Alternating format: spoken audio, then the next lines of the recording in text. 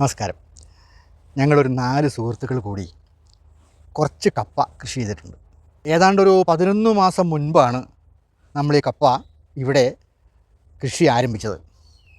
ഇനി അടുത്ത മാസം വിളവെടുക്കാം. എലിശല്യം, ഭയങ്കര എലിശല്യമാണ്. നമ്മൾ പ്രധാനമായിട്ടും ഈ എലിക്ക് വേണ്ടിയിട്ട് എലിപ്പെട്ടി വെച്ച് നോക്കി, പുകച്ച് നോക്കിയിട്ടും എലി അങ്ങോട്ട് പൂർണ്ണമായിട്ടും മാറുന്നില്ല. അപ്പോൾ ഒരെണ്ണത്തിൻ്റെ ചുവട്ടിലിങ്ങനെ അങ്ങോട്ട് വന്ന് പിടിച്ചു കഴിഞ്ഞാൽ അതും കൊണ്ടേ പോവുള്ളൂ, ആ ഒരു ചൂടും കൊണ്ടേ പോവുള്ളൂ. അങ്ങനെ ഒരുപാട് കപ്പ ചൂടുകൾ നമുക്കിപ്പോൾ നഷ്ടമായിക്കൊണ്ടിരിക്കുകയാണ്. നമുക്ക് വിശദമായിട്ട് നമുക്കൊന്ന് കണ്ടറിയാം. ഓക്കെ. നല്ല അധ്വാനവും മുതൽ മുടക്കമുള്ള ഈ കപ്പ കൃഷി ഇങ്ങനെ എലി നിന്ന് നശിപ്പിച്ചാൽ ഭയങ്കര സങ്കടമല്ലേ? അപ്പോൾ എലിക്കെതിരായിട്ട് നമ്മൾ എങ്ങനെ പ്രതിരോധിക്കുന്നു എന്നുള്ളത് ഈ വീഡിയോയിൽ കൃത്യമായി പറയുന്നു.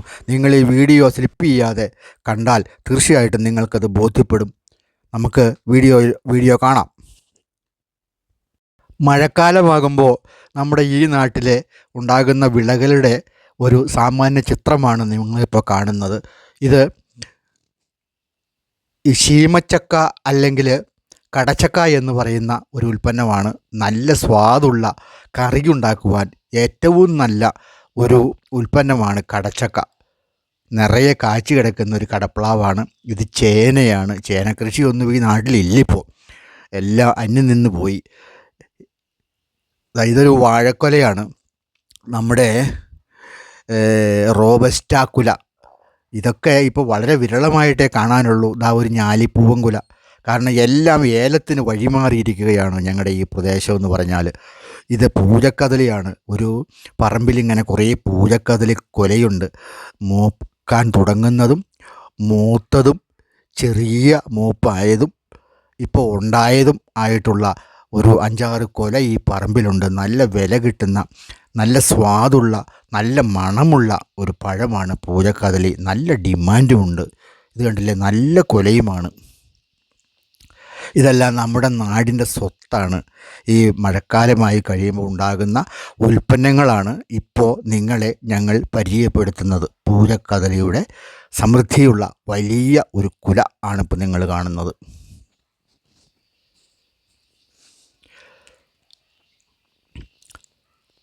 അപ്പം നമ്മുടെ കപ്പകൃഷിയുടെ രക്ഷയ്ക്ക് വേണ്ടിയിട്ട് എങ്ങനെ എലിയെ തുരത്താം, അതിനു വേണ്ടിയിട്ടുള്ളൊരു ശ്രമമാണ് ഇനി നമ്മൾ നടത്താൻ പോകുന്നത്. ഇത് നമ്മൾ ഇവിടെ ഈ മട മാന്തി എലിയെ പിടിച്ചതാണ്. ഇത് കണ്ടില്ലേ, വീണ്ടും ഒരു മടയുണ്ടാക്കിയിരിക്കുകയാണ്. ഈ മണ്ണ് ഇളക്കി കൊണ്ടുവന്ന് ഇട്ടിരിക്കുന്ന ഇതിൻ്റെ അടിയിൽ തീർച്ചയായിട്ടും ഒരു എലിയുണ്ട്, ഉറപ്പാണ്. അപ്പോൾ ഈ എലിയെ എങ്ങനെ പിടിക്കാം? ഈ എലിയെ നമ്മൾ പിടിക്കാനുള്ളൊരു മാർഗം എന്ന് പറഞ്ഞാൽ, ഏറ്റവും നല്ല മാർഗം എലിയെ പുകയ്ക്കുക ആണ്. ആ മട ഒന്ന് തെളിച്ച് ആ മടയിൽ കൂടി, ഇതിവിടെ എല്ലാം എലി ശല്യം ചെയ്തിട്ടുണ്ട്, ഇതാണ്ടോ, ആ മടയിൽ കൂടി നമ്മൾ പുക അങ്ങോട്ട് നന്നായിട്ട് കടത്തി വിട്ട്, പുകയെന്ന് പറയുമ്പോൾ ചെറിയ പുകയൊന്നുമല്ല, മുളക് പൊടി അടക്കമുള്ള പുകയാണ്. ഇവിടെ ഒരു മടയുണ്ട്, അത് നമുക്കൊന്ന് മാന്തി നോക്കാം. മട കിട്ടുമെന്ന്, മട തെളിക്കണം.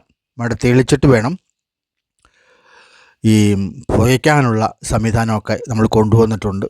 അത് തെളിച്ചിട്ട് വേണം നമ്മൾ പുകയ്ക്കാനായിട്ട്, അല്ലെങ്കിൽ എലിക്ക് ഏക്കുകയില്ല. ഈ എലി എന്ന് പറഞ്ഞു കഴിഞ്ഞാൽ ഭയങ്കര സൂത്രശാലിയാണ്. മട നമ്മൾ പുറമേ കാണുന്ന രീതിയിലല്ല മടയുടെ സംവിധാനം എന്ന് പറയുന്നത്. ഇപ്പോൾ നമ്മൾ മട കണ്ടെത്തിയിട്ടുണ്ട്. ഇവിടെ നമ്മൾ പുക കൊടുക്കുവാണ്. കോട്ടൺ തുണി ഇങ്ങനെ ചരടായിട്ട് പിരിച്ച് നമ്മൾ ഇതുണ്ടല്ലേ, ഇനി അത് തീ കത്തിച്ച് കുറേ ചെറിയ ചുള്ളിയെല്ലാം വച്ച്, എന്തെങ്കിലും കിട്ടുന്ന ചപ്പും ചവറുമൊക്കെ വച്ച് നമ്മൾ തീ കത്തിക്കുകയാണ്. തീ കത്തിച്ചിട്ട് ഊതി പുക ഇതിനകത്തേക്ക്, ഈ മാളത്തിനകത്തേക്ക് കയറ്റുവാണ്. അങ്ങനെയാണ് ഇത് പുകയ്ക്കുന്നത്. ഇത് കണ്ടില്ലേ, ഇപ്പോൾ ഊതിക്കൊണ്ടിരിക്കുകയാണ്. ഇപ്പോൾ കത്ത് മോശമായതുകൊണ്ട് അല്പം കടലാസും കൂടി അങ്ങോട്ട് വയ്ക്കുവാണെങ്കിൽ തീർച്ചയായിട്ടും അത് നമുക്ക് ആളി കത്തിക്കാൻ പറ്റും. ആളി കത്തിച്ചിട്ട് വേണം ഒരു പൊടിക്കൂട്ട്, ഒരു ടിപ്പ് ഇതിനകത്തേക്ക് ഇടാനായിട്ട്. അത് ഇപ്പം തന്നെ തീ പിടിക്കുകയാണെങ്കിൽ നമുക്കങ്ങ് ഇട്ട് കൊടുക്കാം. പുക നന്നായിട്ട് വേണം, എന്നാലേ ഇതിനകത്തേക്ക് പുക കയറുള്ളൂ. പുക ഇതിനകത്തേക്ക് കയറിയാലേ അതിനകത്തിരുന്ന് ശ്വാസം മുട്ടി ഈ ജീവി നശിച്ചു പോവുള്ളൂ. അല്ലെങ്കിൽ നമ്മളെ ഇങ്ങനെ ശല്യം ചെയ്തുകൊണ്ടിരിക്കും, നമ്മുടെ കപ്പ ഇങ്ങനെ കഴിച്ചുകൊണ്ടിരിക്കും. അവസാനം ഒരു കപ്പ കൃഷി എന്ന് പറയാൻ മാത്രമേ ഉണ്ടാവുകയുള്ളൂ. ഇതാ മുളക് പൊടിയാണേ. ഈ മുളക് പൊടി ഇട്ടങ്ങോട്ട് പുകയ്ക്കുക. ഈ മുളക് പൊടിയുടെ കുത്തലങ്ങോട്ട് ചെല്ലുമ്പോൾ ഉണ്ടല്ലോ, ഈ എലിക്ക് അതിനകത്ത് ഇരിക്കത്തില്ല. മാളത്തിൽ നിന്ന് ഒന്നുകിൽ പുറത്ത് ചാടും. പുറത്ത് ചാടുന്ന എലിയെ നമുക്ക് അപ്പം തന്നെ കൊന്ന് കളയാം. കാരണം പറഞ്ഞാൽ ഇത് പകുതി ശ്വാസത്തോടു കൂടി അത് പുറത്തേക്ക് വരുന്നത്. ഇതാ വീണ്ടും അല്പം മുളക് പൊടി കൂടി നമ്മൾ ചേർക്കുകയാണ്. ഇല്ലെങ്കിൽ ഇത് പുറത്തേക്ക് വന്നില്ലെങ്കിൽ അതിനകത്തിരുന്ന് അങ്ങോട്ട് തീർന്നു പോകും. ഇപ്പോൾ ഏറെക്കുറെ പുക ചെന്നിട്ടുണ്ട്. ഇനി നമുക്കിത് മൂടാം. അതെ, മണ്ണിട്ടങ്ങ് മൂടുവാണ് നമ്മൾ. നന്നായിട്ട് മണ്ണിട്ട് മൂടി ചവിട്ടി അങ്ങ് ഉറപ്പിക്കണം. തൂമ്പായ ഉണ്ടെങ്കിൽ ആ തൂമ്പായ്ക്ക് അങ്ങോട്ട് തല്ലി ഉറപ്പിക്കണം. ഇനി ഒരു കാരണവശാലും ഇതിൻ്റെ അകത്തുനിന്ന് പുക പുറത്തു പോകില്ല. അതാ ഒരു എലിപ്പെട്ടിയാണ്. ഒരു എലിപ്പെട്ടി ഒരു എലിയുടെ പിടിക്കാൻ വേണ്ടിയിട്ട് ഒരു കപ്പയുടെ ചോട്ടിൽ കൊണ്ടുവന്ന് വെച്ചു. ആ കപ്പ മുഴുവൻ തീർത്ത ഇതുണ്ടല്ലേ, കപ്പ പയ്യൊന്ന് അനക്കി നോക്കിയപ്പോൾ കപ്പയങ്ങ് പറഞ്ഞു പോരും. ആ രീതിയിലായി. ആ എലി മുഴുവൻ ഇത് കപ്പ മുഴുവൻ തിന്നു. ഇത് അടുത്ത കപ്പയും തിന്നു. ഇനി ഈ എലിപ്പെട്ടി നമുക്ക് ഒന്ന് സ്ഥാനം മാറി ഒന്ന് ശരിയാക്കി വെക്കണം. എങ്ങനെയാണ് കെണിച്ച് വെക്കുക എന്ന് പറയും. അപ്പോൾ അങ്ങനെ ഓരോ സ്ഥലത്തും നമ്മൾ നോക്കി ചെന്ന് എവിടെയൊക്കെയാണ് മാന്തിയിട്ടുള്ളത് ആ മാന്തുന്ന സ്ഥലത്തെല്ലാം നന്നായിട്ട് മൂടി ചവിട്ടി ഉറപ്പിച്ച് വെക്കുക. നാളെ വീണ്ടും അവിടെ മടയെടുക്കുന്നുണ്ടോ അല്ലെങ്കിൽ നാളെ വീണ്ടും അവിടെ കപ്പ തിന്നുന്നുണ്ടോ എന്ന് നമുക്ക് കൃത്യമായിട്ട് അറിയാൻ പറ്റും. ഇതുണ്ടല്ലേ, ഒരു കപ്പ തിന്നിട്ട് അതിൻ്റെ വാൽഭാഗം മാത്രമേ നമുക്ക് കിട്ടിയിട്ടുള്ളൂ. മുഴുത്ത കപ്പയായിരുന്നു. എന്തായാലും നമ്മളിത് വളരെ ശുഷ്കാന്തിയോടുകൂടി തന്നെ ഈ കപ്പയെ പരിചരിച്ചില്ലെങ്കിൽ, രക്ഷപ്പെടുത്തിയിട്ടില്ലെങ്കിൽ നമ്മുടെ മുടക്ക് മുതൽ മുഴുവൻ പോകും. ഒരു കപ്പ കൃഷി ഒരു വലിയ പ്രതീക്ഷയല്ലേ. ആ പ്രതീക്ഷ മുഴുവൻ നമുക്ക് നശിച്ചു പോകും. അതുകൊണ്ട് നമ്മളൊരു എലിപ്പെട്ടിയും കൂടി അങ്ങ് വെക്കുകയാണ്.